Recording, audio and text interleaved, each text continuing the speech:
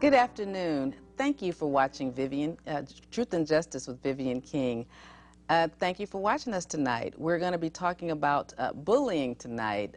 It's a subject that's been in the news a lot over the last 2 or 3 years, and a current case is going on downtown at the Harris County Courts. And you know, our show is here to educate and to just create conversation. So please call in tonight and join in the conversation if you have any thoughts or comments about the criminal justice system in Harris County.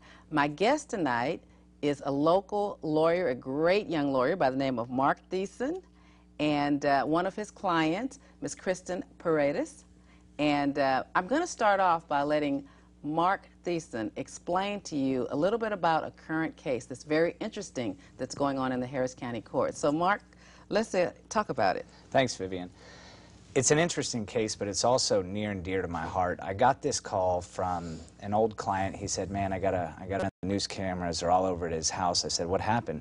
He said he got felony injury to a child. And hearing that, I thought, what is felony injury to a child? That's when either an adult beats up a child, an adult attacks a child, somehow the adult attacked the child. And I went over there, and by the time I got there, all the news crews had left, and the family was still there at the house. And I talked to Christen, and George is actually my client, her husband, and their son, Eric, is also a client of mine. And I got to know them and got to hang out with them, and they told me what happened. And apparently, Eric, he's 11 years old, and he weighs about, how much does he weigh, Christen? About 79 pounds. About 79 pounds. He's a skinny little guy, and he's just a wonderful young man, and got to know him. And he'd been getting bullied at school, and he'd been bullied at previous school, and he'd just been in a new school. And this all started about September. Some kids that had bullied him in the old school had gotten kicked out of that old school and gone to alternative schools. Well, there was one of their gang was still left in this school, and it was at the new school. They all lived around the same street together. So this new kid took it upon himself to start bullying Eric. And Eric isn't, you know, he's not an Abercrombie model, and he has some health problems. And so I don't know why they started picking on him. Maybe it was just because, you know, they didn't have anything better to do. So they started picking on him. And Christen told me she started noticing Eric running home from school, from the bus stop. And he started crying, and he didn't want to go to school anymore. And he'd cry and beg, Mom, I don't want to go to school anymore. And so she'd drive him to the bus stop.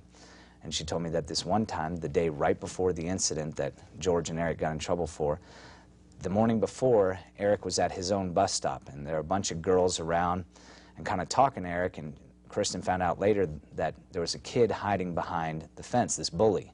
And this bully wasn't at Eric's bus stop. He lived all the way across the neighborhood, had walked all by himself, and he's 13 and probably weighs about 90 pounds. So he's heavier and older than your son. Walked all the way across the neighborhood, was hiding behind a fence, and then jumped Eric. Christen saw this. He went flying, and she's going to tell you what she saw and how traumatic it was. And so she broke up the fight between these two kids. And Eric, and we have pictures to show you, he skinned his arm, and he had a black eye and a busted lip. I mean, he physically got assaulted, and he still went to school, and they told the school, and the school did nothing about it. So Christen was at her wit's end, and she told her husband, George, and she said, you know, something. She told him the next morning, which was what, November 4th, I believe? Yes. November 4th. She told George, you know, this kid jumped Eric at the bus stop. And so what does George do? He said, man, this has got to stop. So he takes Eric in his truck, and he drives him to the bully's bus stop. And he says, there's your bully over there. I want you to go tell him you're not going to be bullied over there, thinking that there's no way this kid's going to beat up Eric in front of his dad while watching, right? So George drives him over, and Eric gets out of the truck and goes to talk to the bully. He's like, it ends here. You're not going to bully me anymore. And sure enough, the kid pushes him, and they get in a fight right there, and George gets out to go save his son, you know, because his son's 11, 70 pounds, and this bully's 13 and 90-something pounds. And George gets out to save his son, and next thing you know, by the time he gets there, little Eric's on top of this bully, just whipping him, you know? And George is like, get him, get him. And so of course, there's a cell phone video. And we've seen the cell phone video, and a lady drives by, and she yells, hey, you got to stop it, get that kid off of him. And you see George going, no, this kid beat up my son, he's been bullying my son. He deserves this, you know? George, the father, never even touched this bully. When Eric finally got this kid in a compromising position, like an arm bar or something, that's when George actually stepped in and stopped the fight.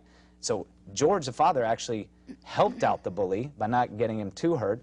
And then he goes, get in the car, Eric, and they go back home. Next thing you know, George is getting charged with felony injury to a child, and his son's also, Eric's charged with assault by beating up his bully. And when they came in my office, this just hit near and dear to me. I mean, I don't think anybody that's watching or anybody in this room hasn't been bullied at some point. You know, I was bullied at some point. It's not a good feeling.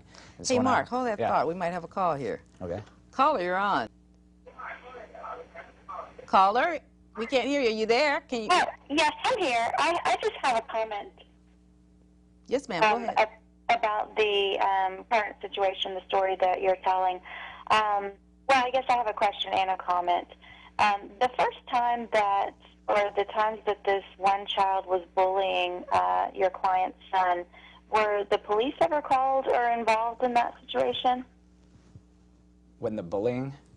When it first came up, the mom told the school about it. She thought it could be handled by the school.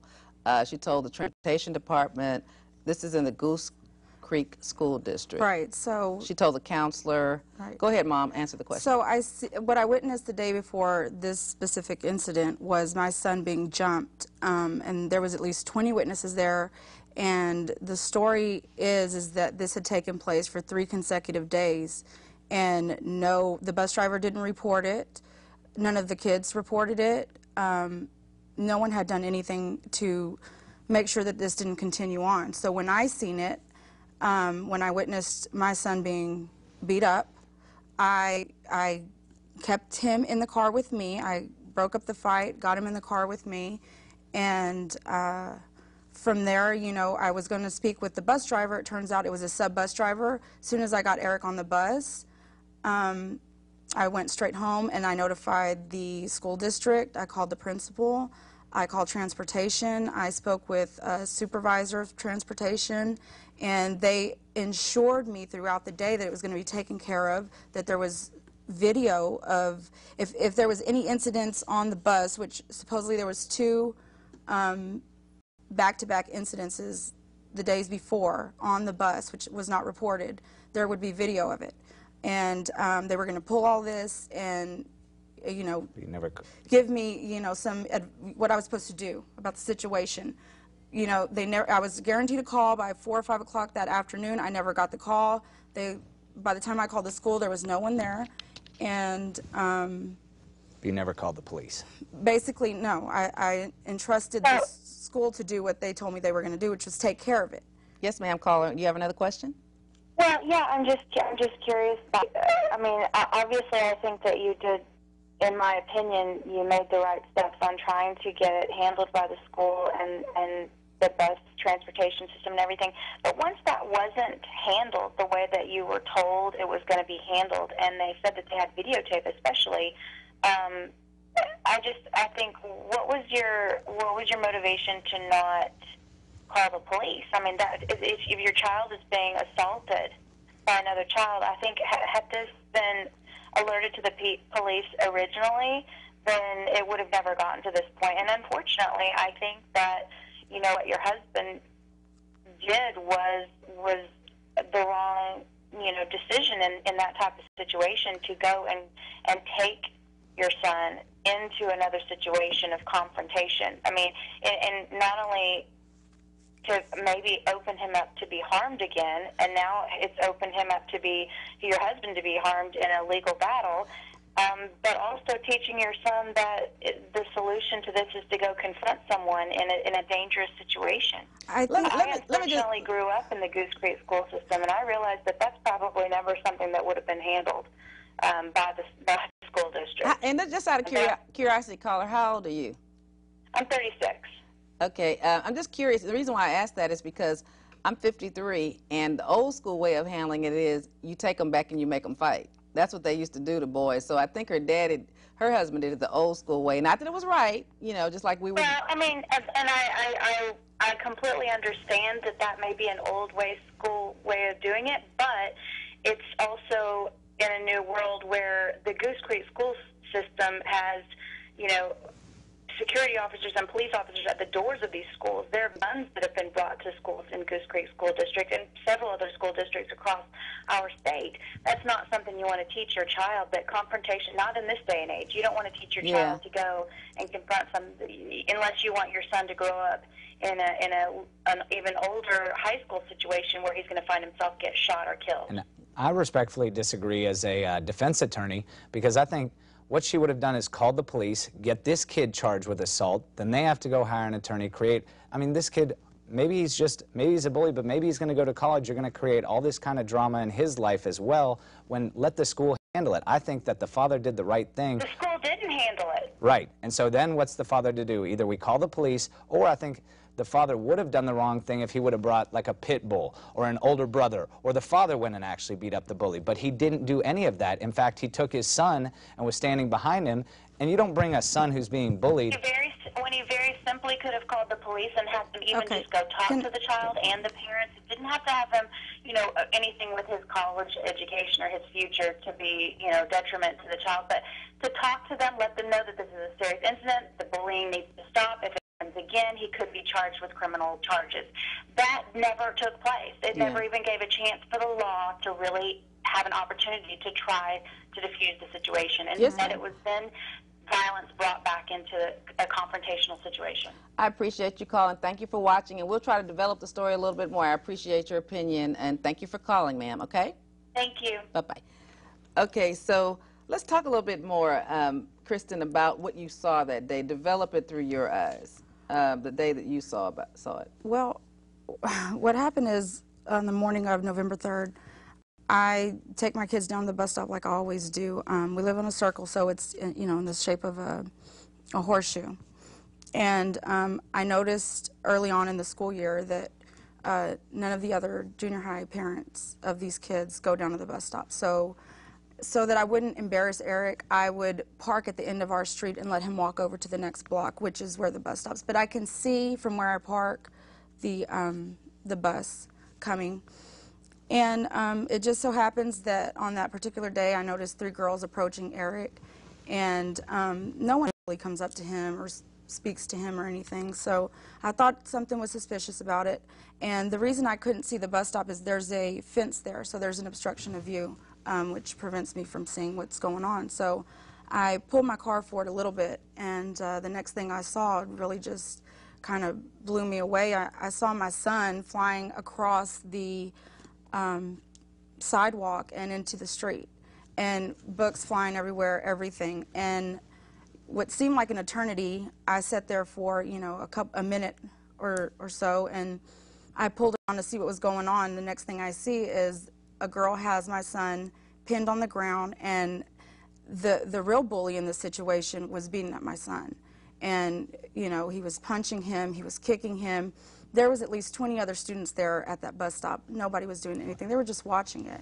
And, you know, just to address what she was saying, maybe she's right. I should have went to the police. But I was naive because I have more faith in people. And I believed what they told me they were going to do, they were going to do. The bullying just didn't start with this one particular bully. This has been going on with my son for over 1.5 years. So I probably should have called the police, but, you know, as a rebuttal, you know, like she said, they have the police in the school. There was a Baytown police officer in the office that questioned my son on the morning of November 3rd when I called the school to let them, make them aware of the situation. So there was a cop present. There was actually 2 policemen there. Eric told him exactly what happened. They did nothing. They never told me I could press charges. And, you know, when I think of an 11-year-old kid, I didn't know the boy's age at that time. I didn't know he was 13. I'm thinking about 2 11-year-old boys. You know, my son just turned 11 a few months before, like 2 months before.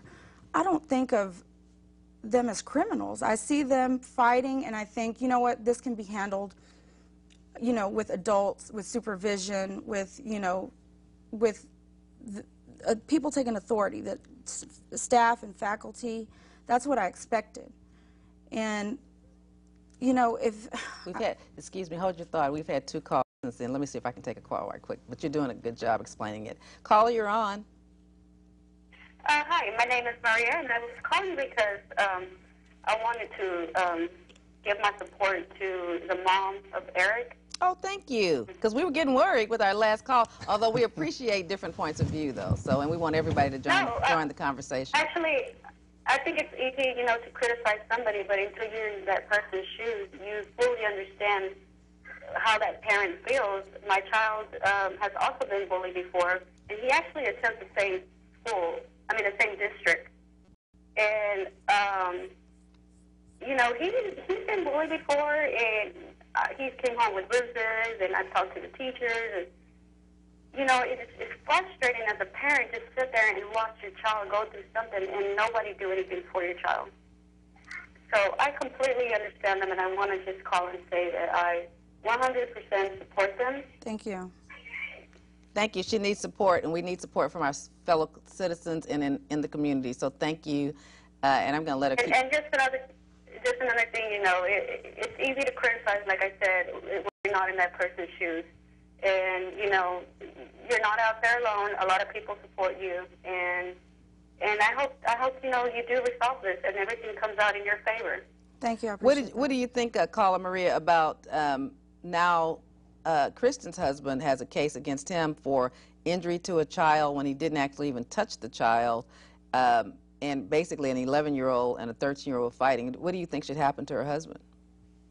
You know, actually, I think that situation is pretty sad. The same week that happened, we've seen on TV, or just recently we see on TV where people actually injure a child, you know, where they physically harm a child. And this man who just wanted to protect his child didn't touch the other children or didn't do anything to him is being charged with something so horrible. And it's a felony case, and all he wanted to do was teach his son that you can't be beat up and run home crying with black eyes. You have to fight back and just take it. You know, try to at least fight back. Okay. And as a mother, and anybody who has children will tell you, if you ever, I can't even, you know, I remember my child getting it. When you see your child come home like that, it breaks your heart. And, you know, you want to go out there and do something, but you can't. You can't go out there and do anything. And, enough's enough. Somebody has to stand up and say, hey, you can't do that. If the school's not doing something about it, then somebody else has to. Yes, ma'am. Thank you for your support. I'm sure she appreciates it. Thank you for calling in. Thank you. All right, so keep telling us more about your story, Christen. Well, I appreciate the support.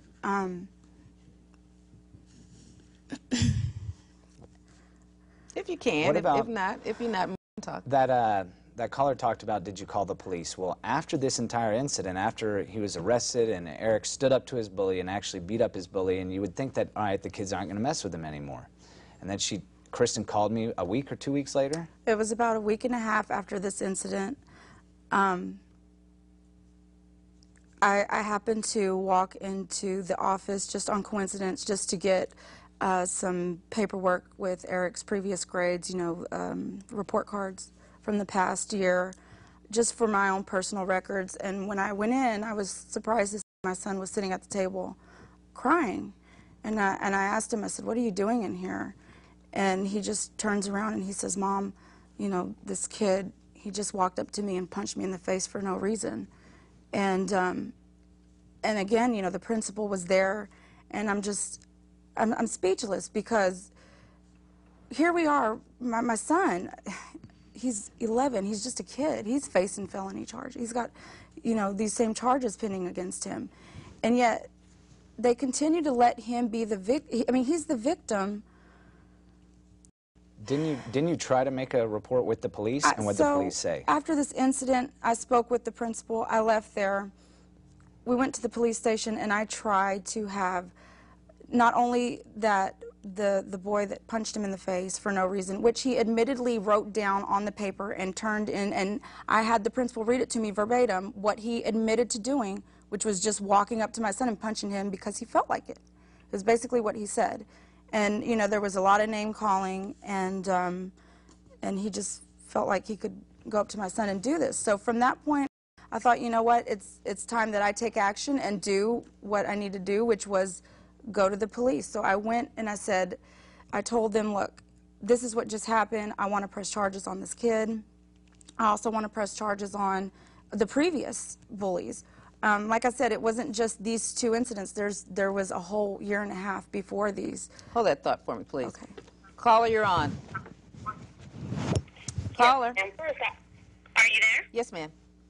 First, I just wanted to call and tell her how much we all appreciate her coming on and telling her story. I think not enough people are willing to come forward and give their side of the story. So, you know, I feel bad for you that somebody feels like you did the wrong thing, but I think as a mom, as somebody who has kids, who knows that bullying does take place, that we appreciate you coming forward and telling your story. My heart goes out to you, your husband, and your son, because unfortunately, these things take place. The system's supposed to be there to protect us, to protect our kids, and unfortunately it fails them sometimes, and so it breaks my heart to see you almost in tears for your child. Oh, no, she really is in tears. You just can't, you just can't see it. You probably can't see it on TV, but it just breaks my heart, and we appreciate you coming on here. It's easy for everybody to call in and give their opinions and say what you could have, should have, would have done, but, you know, it's hard being in that position. I think you did what you knew you needed to do for your son, for your family. Your husband did the right thing, you know, and unfortunately the system failed you, and I think it's great you're on here. More people need to get out and speak their mind and get out and make a difference and vote so that we can all change this, so that this system doesn't fail the next year. Well, thank you for your call. Thank you. So you went to the police and you told them, you'd already told the Baytown police officer when he was in the office. Right. And so the day before, or several days before, and now your son is charged with the crime, your husband is charged, Right. and now your son gets popped in the face for no reason, and Right. now you go to the police, and what do the police do? They said I couldn't press any charges. Okay, now that's the craziest thing in the world. They said I couldn't press any charges. Talk about the video, too. I think before we got on the air, you said that there were 2 videos made. Right, But the main one that the bus driver had was all of a sudden destroyed by the school district. Talk to us about that. Okay, so on November 3rd, when I witnessed my son being beaten up, the first thing I did was I went home and I called transportation. I spoke to a supervisor. I said, listen, you have a bus driver. She witnessed my son, you know, being beat up. I said, she didn't report it. I said, why didn't she do that? You know, what can we do? She said, give me the bus number and let me pull the video. She said, if there's anything that happens on the bus, we have videos on every single bus, so it's going to be recorded. She said, all I got to do is go pull them. And I said, okay. She said, give me the dates. So I told her the dates, and she was supposed to have pulled them. It turns out later, after a month had passed or so, they had said that I spoke with the, I guess the superintendent or the main person for transportation, and he told me that when I confronted him on the videos, where the videos were or where I could get a copy of them, he had said that unfortunately one of the videos had been taped over, which I thought was just a little bit too convenient considering they were only a day apart. Yeah, that sounds crazy. Hold that thought just one more time. Caller, are you there? Yes. Please give us your comment. Well, basically what I was going to say is just express my support for Christen. Thank you. Thank you. And also, my frustration with a case like this is that a previous caller had said the problem is that this son might grow up, or the fear is you don't want a kid to grow up and go to a school where people carry guns and whatnot. And the law is not supposed to be written to prescribe future possible behavior. I agree. And the first rule of the jungle here is survival. And they're trying to, it's like they're teaching the kid that survival isn't important, you know, that you just run to somebody else when you have a problem.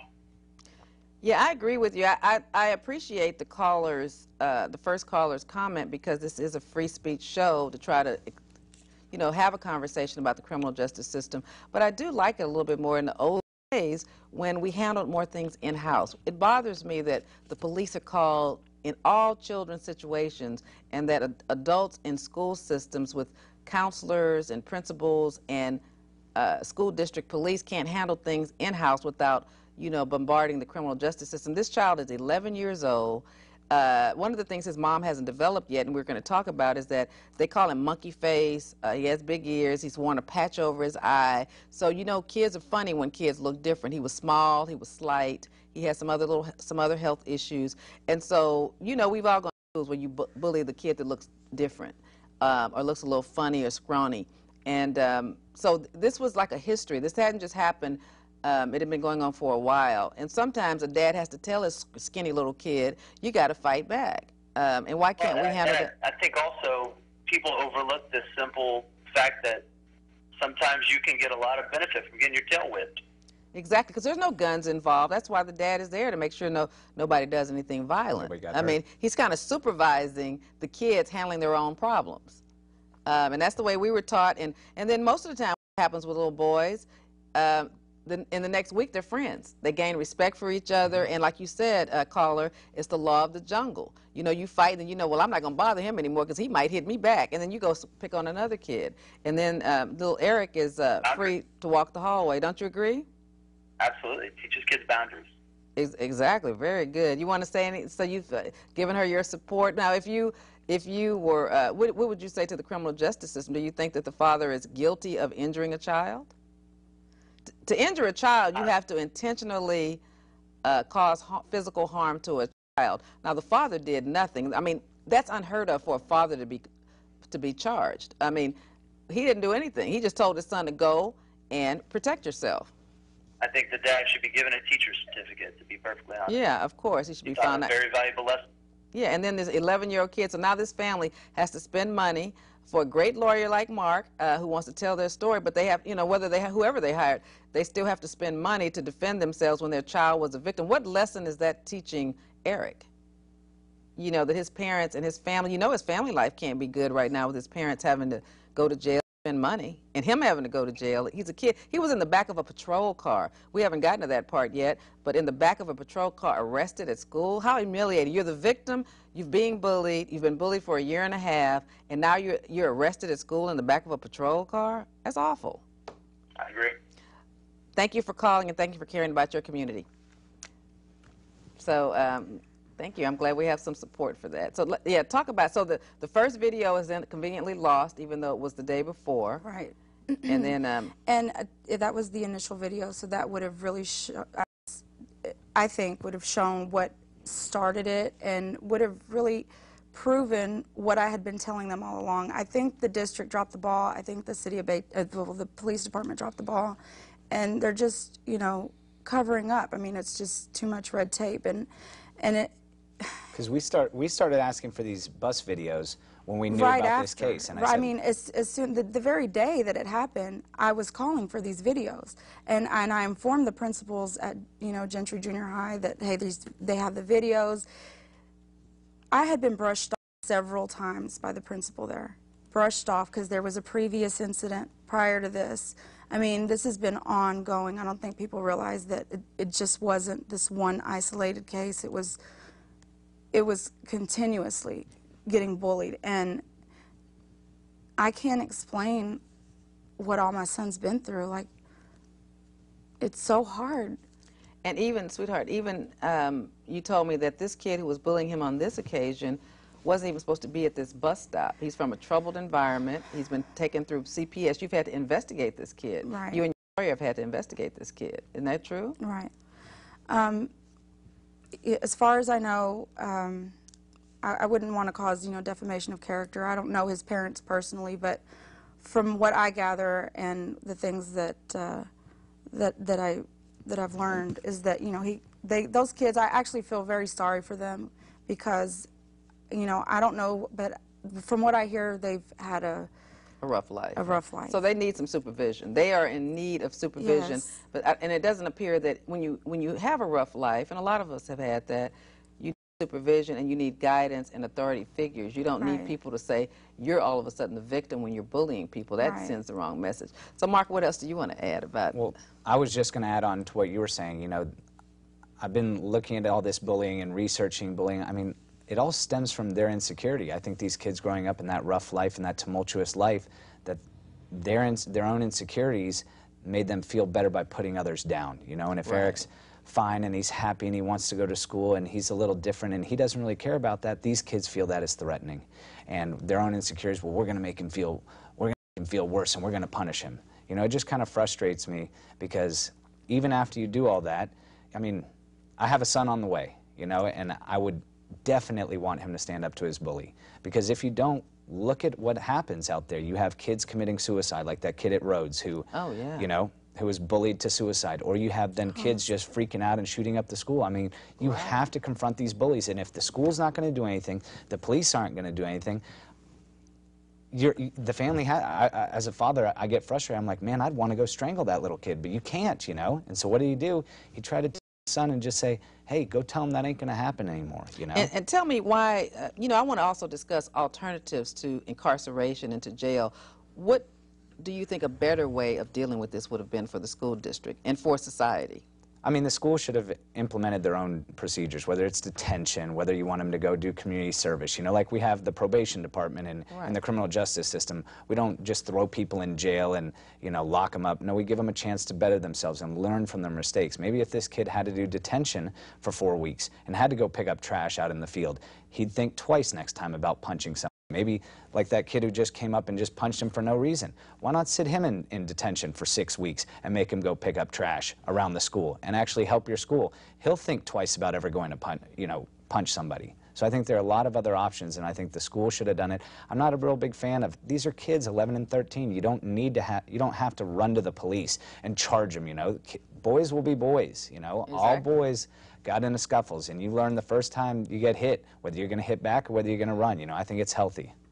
I agree. And you said you were doing reading some articles. Tell me what you read. I know you brought a couple of them. I brought a couple. I was just going through a Men's Health, and it says how to stand up to a bully. It doesn't say how to call the police when you're being bullied. It doesn't say. We have this little article that says how to stand up to a bully. You said it was in Men's Health. Okay. And it's just, you know, how to take that fear and actually confront your fears and challenge that insecurity. And there's so much rewarding psychology that actually comes from standing up to a bully. It's, you know, it's good for the kid to actually to feel that, and it's psychologically good. It's emotionally strong. It makes him better. It'll give him more respect in school. I would think that after beating up your bully, he ain't gonna mess with you anymore, you know? Right. And then I found another one in Sports Illustrated with Deshaun Jackson standing up to bullying. I mean, this is just, since I've had this case, I started pulling these out of magazines. I mean, it's everywhere. It starts when you're a kid, it continues through adulthood, you know, whether it's, it may not be physical, but it's verbal or some other way. I mean, bullying really does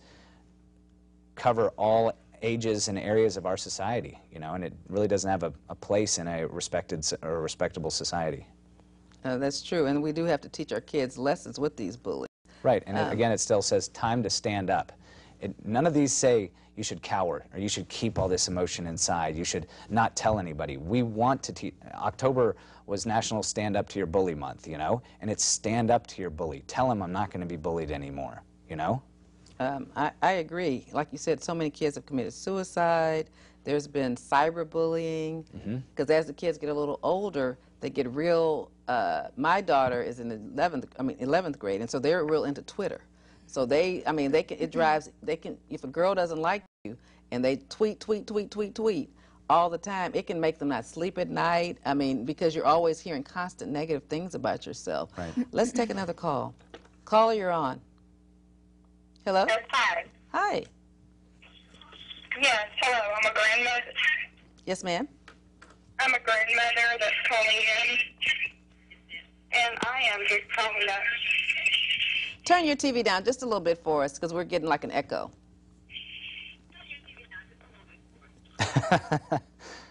Okay, can you hear me now? Yes, ma'am. I was just calling because I'm a grandmother, and hearing this is just breaking my heart. Seriously. I really believe that the school district did a very injustice thing to this child. You know, I'm 54 years old, and I've had 2 boys, and they went to school, and we had one incident, and my husband and I worked, and I said, if anybody ever bullies you, you let me know. But first of all, don't ever back down from a bully. Once you back down from a bully, they're going to beat you up and continue to beat you up, because I was bullied. I'm 54 years old, and Yes, I was bullied when I was in school. And this is breaking my heart. This little child and this family having to go through this is just not right. Just not right. It is so unfair. The whole legal system is wrong. I appreciate your call, and do you appreciate the conversations that we're having so that people know what's going on in the criminal justice system and how it's being used? I mean, this child is having to grow up with abuse, bully abuse. He is going to be scarred. And just think of the financial strain on the family. Him. Yes. Yes, ma'am. I agree. I think it's crazy. I mean, his mom is, I wanted to tell more of the story, but she's sitting here crying, about to make me cry, and I'm the host. So I have to keep a straight face. But I'm trying not to cry. It's breaking my heart. It's awful. It's just like, I mean, like I said, I'm a grandmother. I have 2 grown sons now. Well, actually, one's in college. And I'm just like, oh, I have never in my life, I mean, the dad, from what I'm understanding, didn't do anything. No. My husband actually told my sons when they were little, don't let anybody bully you. If they hit you, you back. What is a father to do? That's the father's role, is to teach his son how to be a man and how to stand up. Even when he's 11, how to stand up and to go say, son, I'm here if you fall. I'm not going to let him hurt you, but I'm here to tell you to stand up to him. Don't run home. I'm here for you. What else? I mean, that's what we were all taught. And like I said, in my day, and I'm sure your day too, if boys had a fight, then the next day they were friends because they got the respect of each other. You don't need the criminal justice system to put handcuffs on an 11-year-old and take him out and arrest him. I mean, that's awful. Mark Thiessen is an excellent lawyer. He's going to fight for them, and I know the right thing will happen in the end. But we do want the conversation to just let everybody join in on the conversation. Well, I just want to let them, our prayers are with them. Oh, thank you so much for calling. We're going to talk about his arrest now. Thank you for calling, ma'am. Bye-bye. Bye-bye. All right, let's talk about the day that he was arrested. Tell me how that happened and how you found out about it. Well, it turns out that I missed a call from my husband, and so probably an hour later, I seen that there was a text on my phone. He's saying to me, hey, I don't know what you're doing, but you need to get down to the police department because they've arrested Eric. What police department did they take? The Baytown Police Department. So, at this point, I'm frantic. I don't know what's going on. I jump in the car. I'm on my cell phone, and I'm calling the principal to find out what's going on. He says to me that he attempted to call me. There was no call. So I went to the police department. When I got there, they had already taken him back to the school. So that was the final straw for me. And when I arrived at the school, I withdrew him. And I just said enough is enough, because they subjected him to something that he didn't deserve. I mean, he was sitting in the back of a police car being ridiculed by passerbys, like adults, right, and thinking that this is probably some bad kid. And, just some of the stuff is so detestable. I mean, I can't even get into all. There's so many details, but it breaks my heart because my kid's a genuinely great kid, and this is the memories that he's going to have in his childhood. Like, this is what he has to live with. He gets to grow up and look back and say, I don't know what he'll think. How many times has he had to go to court so far? He's been once. He's been once. And so, Mark, how long do you think this process is going to take with Eric? We're waiting on the grand jury. Well, I've already talked to about Eric's case, and I talked to the DAs, and they understand that this is an overriding case with his father, So I think once we've prepared a packet for the grand jury, and Christen wrote a beautiful memoir to her son about all the details and what she has to go through, and I included pictures of his injury, showed the bullies, and we showed all the awards. Like, her son is I have so many achievements and honor rolls that he's been on. He's he's a good kid, and her husband, I have all of his awards, and we have the family pictures. This is a nice, happy family. I can't wait for the grand jury to get this packet. We had to redo all the, legally we had to redo all the grand juries in January, so the felony system's kind of at a dead halt right now. We're waiting for the new grand jury. I can't wait for them to get this packet. Hopefully the grand jury no bills George's, and then we'll go over to juvenile and be like, look, this has no place in our criminal system. So I hope the DAs, I got some really great DAs on this case, and I hope they do the right thing and realize this doesn't belong in the criminal justice system. So about how many times has George, the father, had to go to court over the last 2 months? Because it's been pending for 2 months Yeah, now. we've been three or four times. So he does have to take off work every time he goes? Right, because he works out in the field, you know, so he has to take off work, come back to Houston, come to court, you know, and then she always comes, you know, Christen always comes with him. She's never you know, I've never seen him without her, you know, they're always by each other's side. And so, and then Eric's on a different day, and Christen's always with Eric, you know, and so this whole family, I see, you know, it's always actually a joy to see such a strong family, but unfortunately we're going a lot. So the young man Eric has to take off out of school to go to court, and he's definitely not going to plead guilty. No, we're definitely not pleading. No. So. And it just drives me crazy that, you know, that day she had to, what's the final remedy? That the victim has to withdraw from school.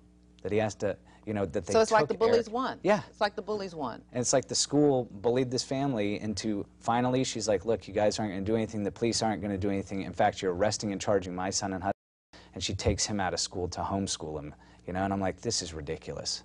It is ridiculous. It's just a shutdown of all kinds of systems. It is definitely ridiculous. Yeah, my biggest concern is, I mean, everything that you're saying, and just knowing that what he's gone through over the past, you know, year and a half, 2 years, it's detrimental to him psychologically. I mean, I'm having to take him to doctor visits to, you know, have him evaluated and make sure that he stays on track and that he can enjoy his childhood while he still has it, because not much longer he will be a teenager, you know, and then it's adulthood. But this is what he's left with. This is the memory that he's left with. And I can't explain how heartbreaking it is when your son cries himself to sleep, or he comes home crying, or he tells you how much everybody hates him everywhere he goes, and that, you know, they call him, you know, very ugly, ugly names that like what? They call him, you know, the P word, like they call him a pussy and a bitch and monkey face, and they make fun of his teeth and his ears, and they just do so many ugly things to him. And he used to keep everything internal, and that's what's hard, is because we didn't even know that he was bullied until 3 months after it began, and he just had a breakdown, and that's when we realized that this was a serious situation. What is his school situation now? Is he homeschooled, or is it in private school? Currently I have him in private school, but that's another hard thing to explain to them is, you know, hey, he just started and he's missing this day because he has a court date.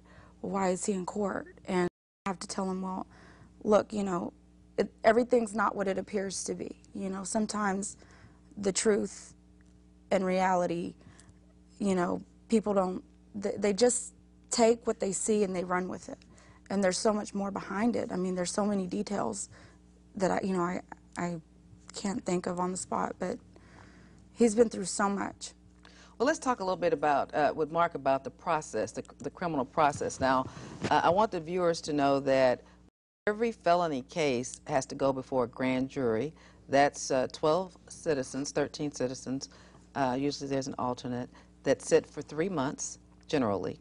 And they listen to cases, all felony cases, and decide whether there's probable cause to issue an indictment. Is it more likely than not that it happened? Usually, it's a secret proceeding that the prosecutors go into. Defense lawyers can't go in. The prosecutors usually read the police report to them, but the defense has an opportunity to prepare a packet, their side of the story, that the DAs can read to the grand jurors. You can have 13 copies so they can read it themselves and go through it, and they can look at both sides of the story from the beginning. That's always an excellent thing to do. The great lawyers do that so that hopefully the grand jury has two choices. They can either no bill, that'll mean the case is dismissed, or they can true bill, which is issue an indictment. So in this case, Mark is working really hard to have a no bill. Isn't that correct? Yes. That's what this grand jury packet is about. And one of the things is the young man's injuries, because he did have injuries from the day his mom saw him flying into the street.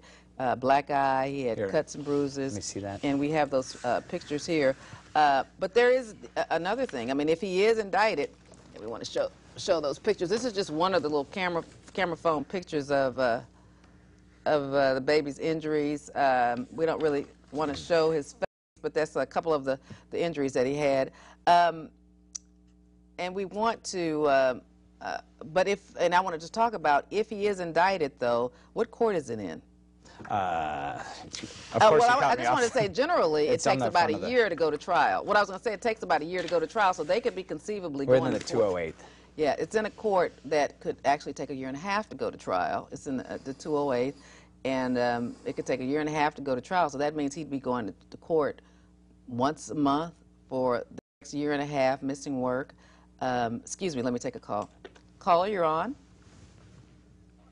This is prayer line. No, ma'am, it's not the prayer line. We're talking about bullying in school. Oh, okay. Thank you for calling. Yeah. Anyway, guess they got the wrong number tonight. We needed a little humor to lighten it up, didn't we?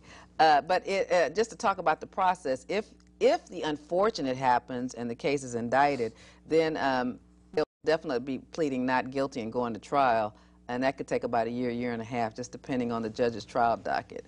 So how do you feel about that, Mark? Right off the bat, Vivian, when they came in, I told you it came from a client, but he wasn't a friend or anything. And once I heard this case, I was like, when most defense attorneys see 2 felonies walk in the door, you just start seeing dollar signs, because these are big, heavy cases. Right. And I charged them less than I even charge misdemeanors. I gave them half off. I was like, I can't express to you enough how my heart is in this case. My heart is in this. I go out to their house. I drove them here today.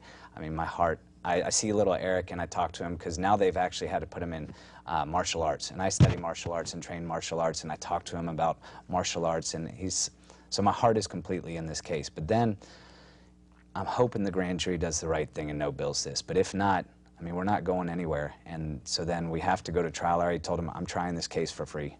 You know, what a great thing to do. You're just like me. I've had so many cases like that where people are about to plead to a bunch of time, and they come in there crying, and I guess that's why I'm half broke today, is because I'll put my heart into it, because it's time consuming. Yeah. I mean, you're here now because you care about them, and you want the community to understand the things that people face, and to try to educate the community. What have you learned? Because I'm sure you've never had a case like this before. So, what have you learned educationally that you would like to share about this case? I would think that we're getting a lot of support on our side, and a lot of frustration with the school system, a lot of frustration with why isn't the bully even charged. You know, we have these pictures of injuries. We have the other kid that punched him in the face, wrote out a confession. Wrote out a written statement. That's what we call a confession. Yes. Why don't they charge these other kids? Why am I representing the victim and his father, who did what every other parent would do out there, you know? And that's why, I mean, I've been reading up on bullying, and unfortunately, unless they stand up, there are tragic, tragic consequences from that girl who, you were talking about cyberbullying. Remember that story about the mother who was cyberbullying the girl? Yeah, made up a Facebook or made up a name and is being really mean to the girl. Right, and that's why every time I see Eric, I just want to see him smile, and I want to tell, and I've told him plenty of times, you ever get bullied again, you call me.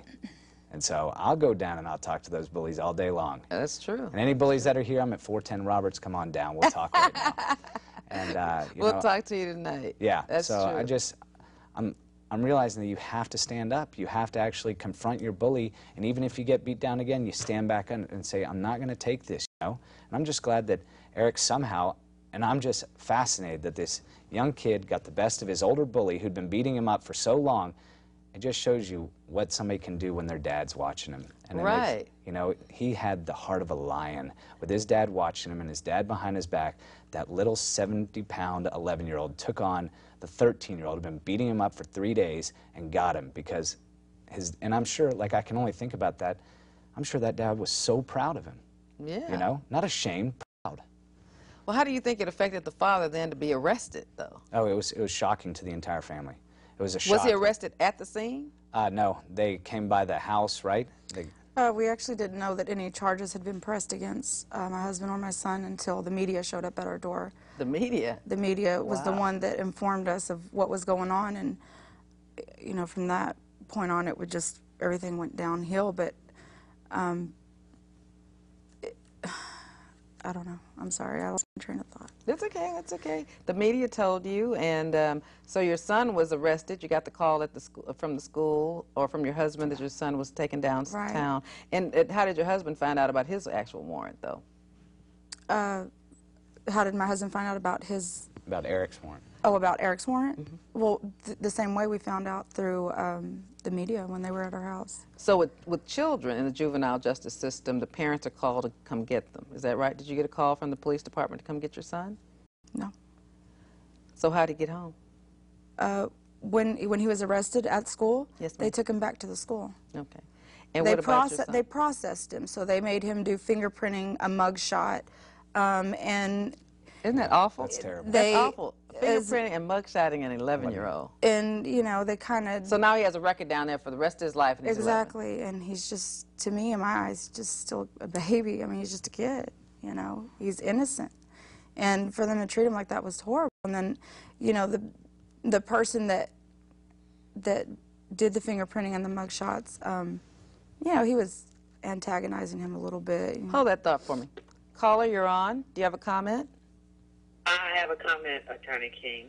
My comment is that I'm just glad that you're bringing this to the attention of the community. I think that it's very important that the community knows the things that are happening to young people and to their families. And I just want to tell you what a good job you're doing at bringing it to the attention. Okay. Do you have any children? No, you have a son. I recognize that voice. Was your son ever bullied in school? He was. My son attended Jack Yates, and one time he left school, and kids jumped on him. And he was ready to change schools. And, you know, I just basically told him that we couldn't. I would change him, but I wasn't going to change him right now. But he told me the lesson he learned is, A, don't depend on your friends to help you out because all of his friends ran. And the other thing he said he learned is that he just had to learn how to watch his back. And he said that when he walked down the street that he no longer would just walk down the street without being aware of his surroundings. And how did he get the bullies to stop bullying him? My son had a friend that was just maybe about 11 years older that kind of helped him. And this friend kind of went to the other kids and told the other kids that if it happens again, I'm going to get you. So I just want to tell you what a good job you're doing at bringing it to the community, to tell the mother that, you know, I know how it feels when your child comes home and say that, you know, people are bullying them. And what you do want to do is go out and beat them up yourself. But, you know, we can't do that. And then my son's 32 now, so at that time he was 14, a lot of years. And very successful at 32, I might add. And we're very proud of him. Okay. But I was going to ask you another thing. What do you think should happen to her husband for taking him back? Do you think that he should be prosecuted, or do you think he's guilty based on what we've told you? No, I don't think so, because it is our job as parents to try to protect our children. And I came in the middle, but from what I understand is that the father was trying to teach his son not to be afraid, but to be there, make sure that, you know, to me, the father was making sure that nothing awful happened to anybody, but to also teach his son that you have to stand up for yourself. So the system is just a little screwy these days. And what do you think about an 11-year-old being arrested from school and put in the back of a police car? This was an 11-year-old that has big ears. He's worn a patch over his eye. They call him monkey face. He's been bullied for over a year, and he's getting beat up and running home. And his dad just wanted to teach him, go back and stand up to your bullies. What do you think? Do you think this little boy should be arrested and his mama going through? No, I don't think so. It's like what the attorney said, is that we need to get back to the basics where the school takes care of things, where the school is able to take care of the things and not bring the police into it. And that is just an awful thing for a child to be 11 years old, to be subjected to being put in a police car. That is just the worst thing I ever heard of. And I think people need to complain to their superintendents of the school district, because if people are listening to this and they think it's wrong, ask them to create solutions. I mean, if there is a bomb threat on campus, there's a solution. If there's a fire there's a fire escape route. There should be a plan for things like that, and for bullying. I thought as much as it was in the media now that there were plans for it, and how to handle it in-house without bringing in valuable resources like the criminal justice system. That really should be there for people who are menace to society, who cannot be controlled and refuse to live in society's norms and mores and values. But a child that's still being supervised, children who are being supervised, and like I said, what we've learned about this, we don't know for sure, is that this kid was kind of not supervised. The bully was not really supervised and maybe taken from the home and maybe living with other relatives or maybe a foster situation. So this kid really needed a lot of supervision. He doesn't need to think he's the victim when he's bullying people. I mean, that's the wrong message. Because society can protect that kid till he's 18, but then he'll have to be out in the street and probably still bullying people. So thank you very much for your call. I'd like to say is yes, ma'am. that a lot of times when parents, I was a parent that went to school all of the time. So when I went to school all of the time, of course, the school took care of my child. But there are parents who have to work every day, and they can't afford to take off and be at the school. And so the school should take care of each and every one of those children as if their parents were coming. The other thing is that parents have to and need to make sure they go to things like the PTA meetings so that they know what's going on in the school, and to take that time. A lot of the times the PTA meetings or PTO meetings are held in the evening time, and that is the only way that you're going to be able to have input into what's going on. You don't wait until it's a problem. You start off at the very beginning to let the school system know you're not going to tolerate that madness with your children. I appreciate your comment, and I appreciate your support. We're going to say our last little words to wrap up. Thank you so much for your call. So we have about 1 minute, and Mark, I'm going to let you wrap it up. I just pray that the grand jury does the right thing and no bills this and returns this family, such a great family, back together. And I'm not going to stop fighting for them. Thank you. What a great thing. Do you want to say something in closing? Yes, I want to thank everybody for the support they've given us. I also like to thank Mark because he's been doing an amazing job, and like he said, he's helping us so much. When we see no light at the end of the tunnel, he was our light. So I'm praying every day. I go to sleep thinking about this. I wake up thinking about this. It's in every moment of every hour of every day. It's very hard, and I just want to encourage any parent that's out there that's dealing with the same situation, get a written receipt from any time you go up to the school, go to the police, do whatever it takes. I went to parent-teacher meetings. I brought the subject to light as much as I possibly could, to no resolution. So I would just say, you know, I want to be proactive, and I just want to tell those parents, you know, that they can do something about this. Get proof every time you go up there, and don't give up. Like, don't give up on your kid, you know. Okay. Well, I just want to wrap this up by saying thank you for watching the show. I think it's a very important topic about bullying. I want to tell your story, so please call me, Vivian King. I'd like to tell your story, any experiences that you've had in the criminal justice system, white, black, Hispanic, old, young. We want to create a conversation and a dialogue to make Houston a better place to live. Thank you for watching. And